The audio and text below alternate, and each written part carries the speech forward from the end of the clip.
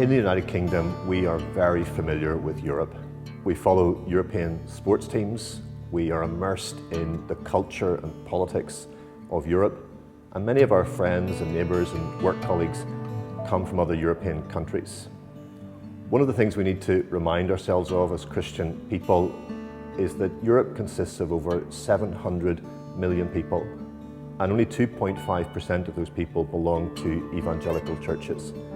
And one of the great challenges of our generation is to ensure that the gospel of the Lord Jesus is clearly heard by people in every European nation in ways they can understand and embrace.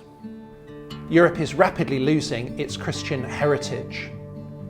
In a recent survey, 51% of Europeans identified as Christian, but the vast majority of those are non-practicing. But by far the fastest growing group are those who have no religious belief at all.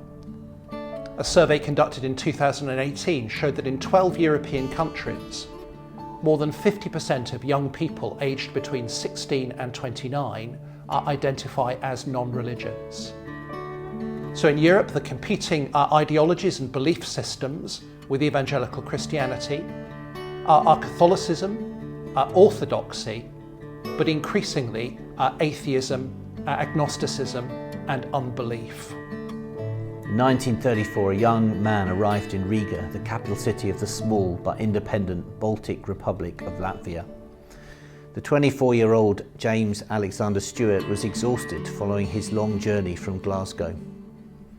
He knew only the English language, but he had come believing that God had called him to preach the gospel in Eastern Europe.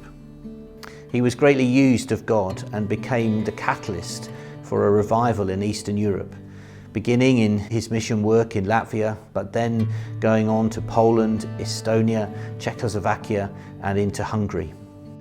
In 1959, the UK branch of his work was established, and our ministry grew from there.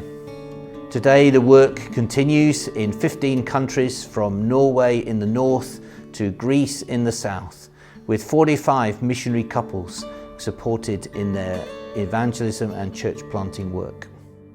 So, what are the distinguishing characteristics of EMF? We believe there are at least 6. First, EMF is unashamedly committed to Reformed evangelical Christianity.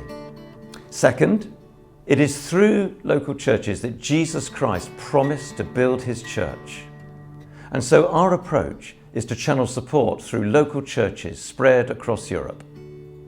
Third, we believe language and culture is understood best by those most familiar with the local people.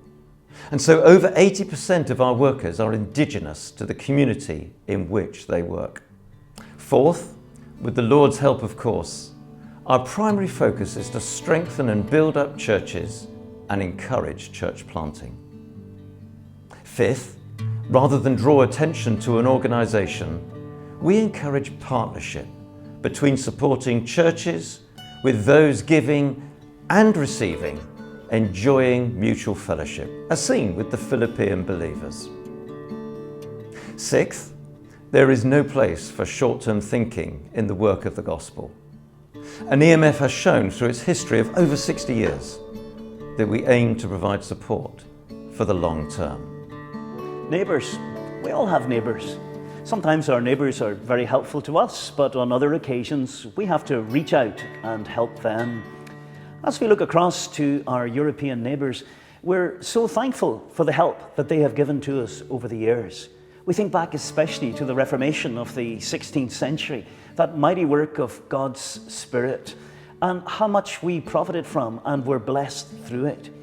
But just now, our neighbours are needing help. We need to reach out to them, and we can do that through supporting the work of EMF. Poland needs gospel churches. For the number of evangelicals to reach 1% by 2050, we would need to plant 100 churches of 100 members each year until then. In Siedlce, about 60 miles east of Warsaw, Adam Urban works with EMF. He and his colleague have a vision to plant 20 churches over the next 10 years.